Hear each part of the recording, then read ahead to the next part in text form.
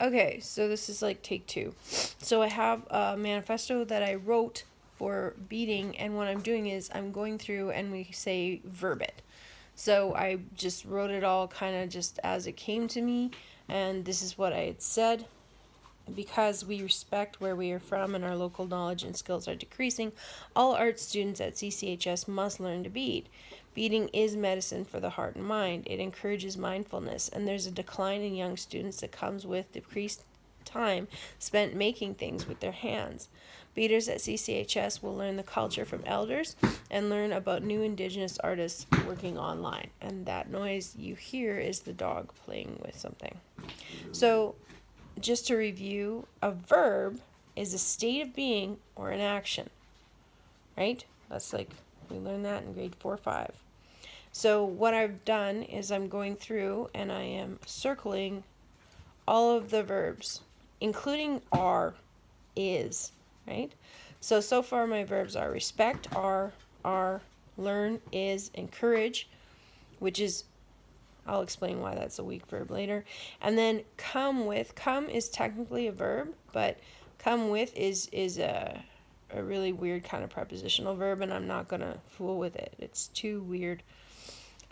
Decreased time spent making. Making is a strong verb, things with their hands. Beaters at CCHS will learn the culture from elders and learn about new Indigenous artists working online. So now that I have got all of these, what I'm going to do is I'm going to unpack the verbs. That's step 2. So when you unpack them, you pull them out from here and you list them. So are is 1, 2, are and is are 3 times. Okay, that's 3 times that I used passive verbs. And passive verbs don't engage the audience as much. They're not as driven. Other verbs. Respect. Learn. And I think I used that 1, 2, 3 times. So obviously it was important to me, right? Respect I used once. Learn is encourage. I'm just going to use the root form of each verb. Encourage. Encourage. Make is the root form of this word. That's it. I didn't use very many verbs. So I'm going to take these verbs. So that was step 2. Step 2 is pull out the verbs.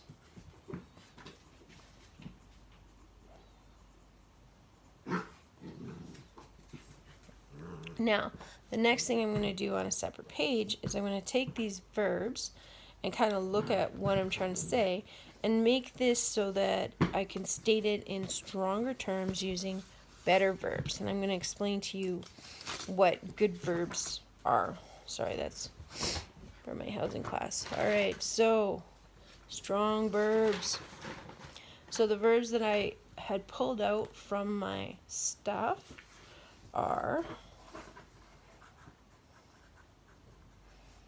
is respect, learn,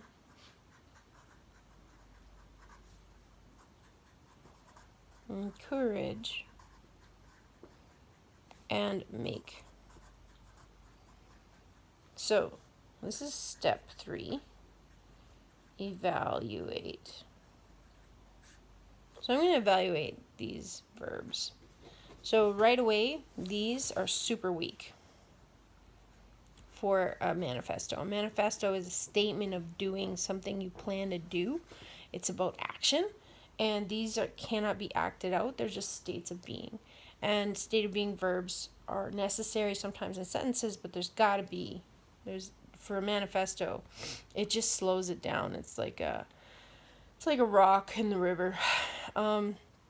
Respect sounds like it would be a really strong verb, and so does encourage and so does learn, but they're not as good as this one, make, and I'm going to explain why. I'll do make first. So an action verb, you can act it out, you can draw it out with stickman. And this is where it doesn't matter about your drawing skills. I just want you to use stickman. So the question I have for you when you pulled out your verbs is, can you draw those with stickman? If you can't draw it, it's probably not an action verb. If you can't draw it or like use your hands to sort of, do it. So let's do my little sketch for make. So when someone makes something, let's have a little stick dude here, and he's presenting. He's got like his stuff, his little hands. Okay, he's sitting in like a nice chair or something. I don't know, whatever.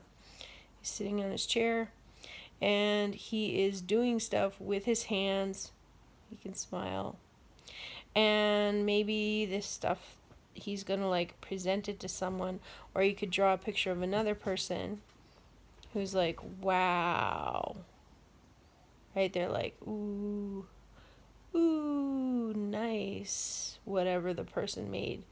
Maybe they made like a heart. Ooh, nice heart. All right, you could draw that out. You can say like someone made something. Everyone knows what it means to make things, and make is actually part of the root word. One of the ways you could say that you make something is you manifest something, right? So manifest comes from man, which is your hands, which has to do with things you make with your hands. So make is a really strong verb. I'm definitely going to keep it. Now, encourage is a sort of actable verb, because you could draw a person who was yelling, come on, you can do it.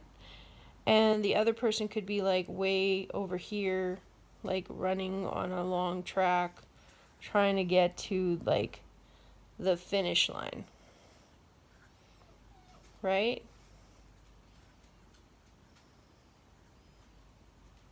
So, but it's really it's not as clear of a verb as make. Learn has the same problem as encourage. It's just we all sort of think that we know what learn is, but it's very hard to draw. It's very hard to learn. Like it's weak. And I used it 3 times. It's not the best verb.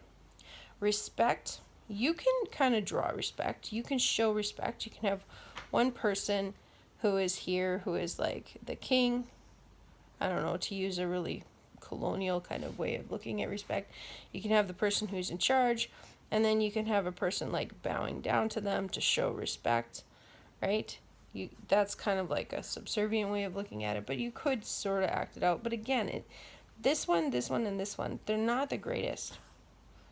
So I'm going to take respect and I'm going to explore. That's the next one. I'm going to try and expand that, right? And I'm going to try and expand learn and encourage.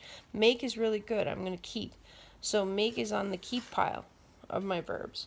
So now step 4, use a thesaurus. This is when you use a thesaurus, okay? When you are trying to come up with other words, but you're not trying to come up with a fancier word